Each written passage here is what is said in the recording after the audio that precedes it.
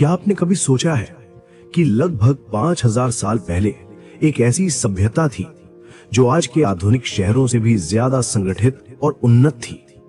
क्या आपको पता है कि उस समय जब दुनिया के कई हिस्सों में लोग अभी भी जंगलों में जीवन जी रहे थे, तब भारत की धरती पर ऐसे शहर बस चुके थे जहां हर घर में बाथरूम, ड्रेनेज सिस्टम और प्लानिंग मौजूद थी। लेकिन सबसे बड़ा सवाल, अगर ये सभ्यता इतनी उन्नत थी तो फिर ये अचानक बिना किसी बड़े युद्ध के गायब कैसे हो गई? क्या ये किसी प्राकृतिक आपदा का परिणाम था या फिर कोई ऐसा रहस्य जिसे आज तक कोई समझ नहीं पाया? दोस्तों, आज हम आपको लेकर चलेंगे इतिहास के सबसे रहस्यमयी अध्याय में, सिंधु घाटी सभ्यता, जिसे दुनिया की सबसे प्राचीन और विकसित सभ्यताओं में गिना जाता है।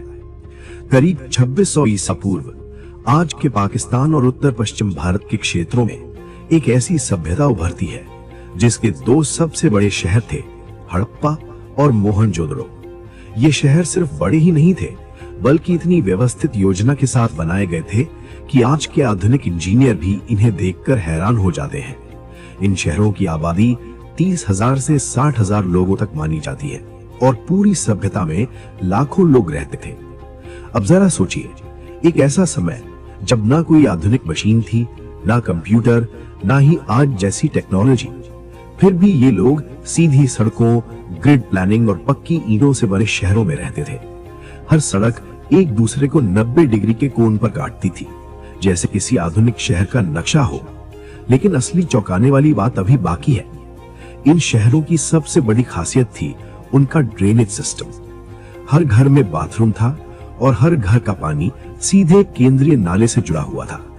ये पूरा सिस्टम इतना उन्नत था कि आज भी कई जगहों पर ऐसी सुविधा नहीं मिलती। इतना ही नहीं, मोहनजोदड़ो में एक विशाल संरचना मिली जिसे हम ग्रेट बाथ कहते हैं। ये एक सार्वजनिक स्नानघर था जो पूरी तरह से वाटरप्रूफ बनाया गया था और इसमें पानी निकालने की भी पूरी व्यवस्था थी। लेकिन सवाल यह है, क्या यह सिर्फ स्नान के लिए था या फिर इसका कोई धार्मिक या रहस्यमयी महत्व भी था? और अब कहानी यहां से और भी दिलचस्प हो जाती है। इन लोगों को न सिर्फ शहर बसाना आता था, बल्कि ये लोग व्यापार में भी माहिर थे। पुरातत्वविदों को ऐसे प्रमाण मिले हैं कि सिंधु सभ्यता का व्यापार मेसोपोटामिया यानी आज के इराक तक फैला हुआ था। मतलब ये लोग हजारों किलोमीटर दूर की सभ्यताओं से संपर्क में थे। लेकिन इतनी उन्नत सभ्यता के बावजूद आज तक हम उनकी लिपि यानी स्क्रिप्ट को पढ़ नहीं पाए हैं। हाँ, उनके द्वारा बनाए गए मोहरे और चिन्ह आज भी मौजूद हैं, लेकिन उनका असली मतलब अब भी एक रहस्य है। और यहीं से शुरू होता है असली रहस्य।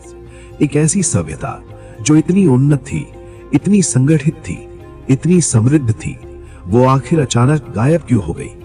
ना कोई बड़े युद्ध के सबूत, ना ही किसी बड़े विनाश के स्पष्ट निशान। फिर ऐसा क्या हुआ जिसने इस महान सभ्यता को इतिहास के पन्नों में दफना दिया? और सबसे हैरान करने वाली बात, कुछ वैज्ञानिकों का मानना है कि ये सभ्यता किसी एक घटना से नहीं, बल्कि धीरे धीरे खत्म हुई। शायद सूखा, जलवायु परिवर्तन और नदियों के सूखने के कारण।